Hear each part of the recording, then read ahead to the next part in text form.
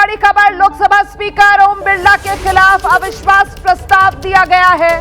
ये इस वक्त की बड़ी खबर है। देखिए, अब से कुछ देर पहले खबर आ रही थी कि गतिरोध खत्म हो गया है, पक्ष में बात बन गई है, लेकिन ये तो मामला फिलहाल बढ़ता हुआ नजर आ रहा है क्योंकि विपक्ष ने लोकसभा स्पीकर ओम बिरला के खिलाफ अविश्वास प्रस्ताव दिया।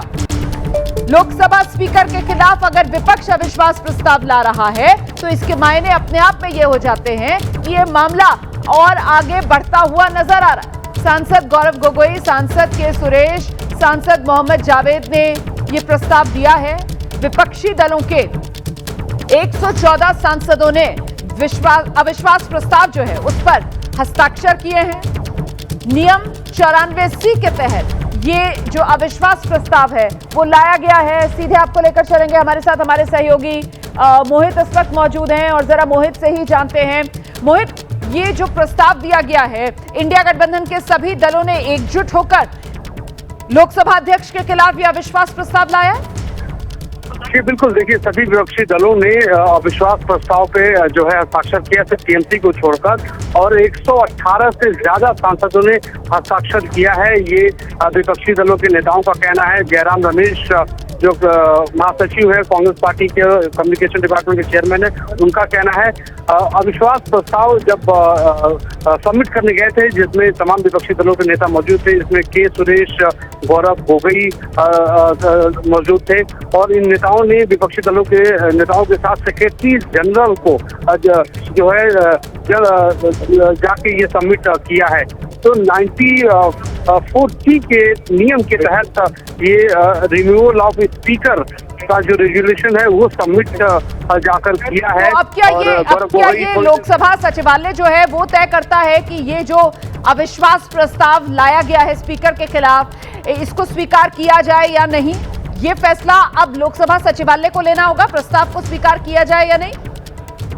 बिल्कुल, आपने सही कहा कि अभी सत्यापन लोकसभा सचिवालय करेगा, और सत्यापन करने के बाद अगर जांच में सही पाया जाता है ये पूरा प्रस्ताव, तो उसके बाद इसको मूव किया जाएगा। तो अभी इसके लिए कोई समय सीमा होती है क्या? बिल्कुल, देखिए ये अभी आज किया गया है और आज सत्यापन होगा, और 1 या 2 दिनों में इसको जो है लोकसभा के भीतर मूव किया जाएगा। लेकिन एक और नियम है कि अगर ये मूव कर दिया गया लोकसभा में तो आसन पर स्पीकर नहीं बैठ सकते हैं। तो ये वो तो बहुत आगे की बात हो गई है ना मोहित। पहली बात तो ये है कि भाई अविश्वास प्रस्ताव ये विपक्ष के सांसदों ने लोकसभा सचिवालय को दिया है। पहली बात तो ये है कि वो पहला पड़ाव ही लोकसभा सचिवालय से ही ये अविश्वास प्रस्ताव विपक्ष का स्वीकार हो जाए, इसी के आसार नहीं नजर आ रहे हैं, क्योंकि बार बार सत्ता पक्ष की तरफ से तो नियम का हवाला दिया जा रहा है ना कि नियम नहीं इजाजत देता है।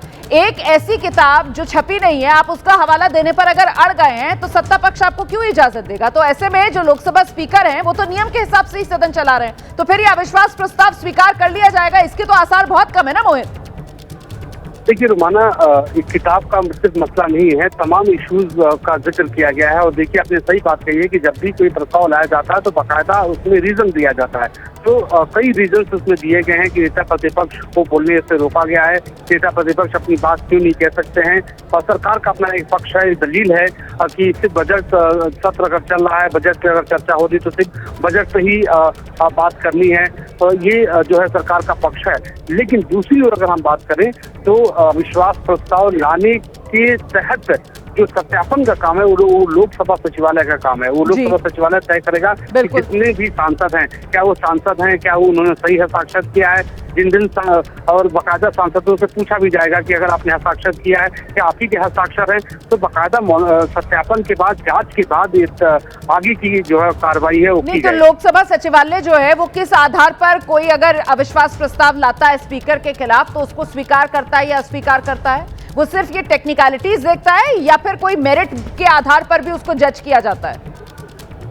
देखिए, जो मेरिट के आधार पर ही किया जाता है, और नियम 94C के तहत नियम कानून है, नियम है, उसके तहत ही कोई 50 सांसद जो है हस्ताक्षर करके ये प्रस्ताव ला सकते हैं। तो मेरिट के आधार पर अगर किया जाता है तो मतलब इसे स्वीकार या अस्वीकार करने से पहले जो लोकसभा सचिवालय है वो दूसरा पक्ष, मतलब क्या स्पीकर को खुद मौका मिलता है कि वो अपने पक्ष में बात रख सके लोकसभा सचिवालय में? देखिए, अब पूरी गेंद जो है वो लोकसभा सचिवालय के पाले में है। उसको तय करना है कि किस तरीके से इसको लाना है या नहीं लाना है, या उसको रोकना है। ठीक है। उसको अब यहाँ से महत्वपूर्ण ये हो जाता है मोहित की कुल मिलाकर अब क्योंकि विपक्ष की तरफ से तो ये कदम भी बढ़ा दिया गया है, अविश्वास प्रस्ताव स्पीकर के खिलाफ ले आया गया है, तो मतलब ये रार पक्ष विपक्ष की अब यहाँ से कम नहीं होगी बल्कि और बढ़ती हुई नजर आ रही है। मोहित,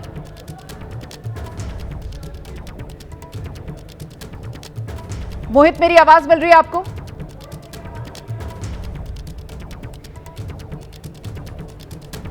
मोहित से हमारा संपर्क नहीं हो पा रहा है इस वक्त। ये बड़ी खबर मैं आपको बता दूं, अविश्वास प्रस्ताव विपक्ष की तरफ से लाया गया है और लोकसभा सचिवालय में अविश्वास प्रस्ताव जो है वो लोकसभा अध्यक्ष के खिलाफ विपक्ष की तरफ से दे दिया गया है। अब देखना यह होगा लोकसभा सचिवालय अविश्वास प्रस्ताव को लेकर क्या फैसला करता है। जैसा कि हमारे सहयोगी मोहित बता रहे थे कि 1-2 दिन में लोकसभा सचिवालय को फैसला लेना होता है।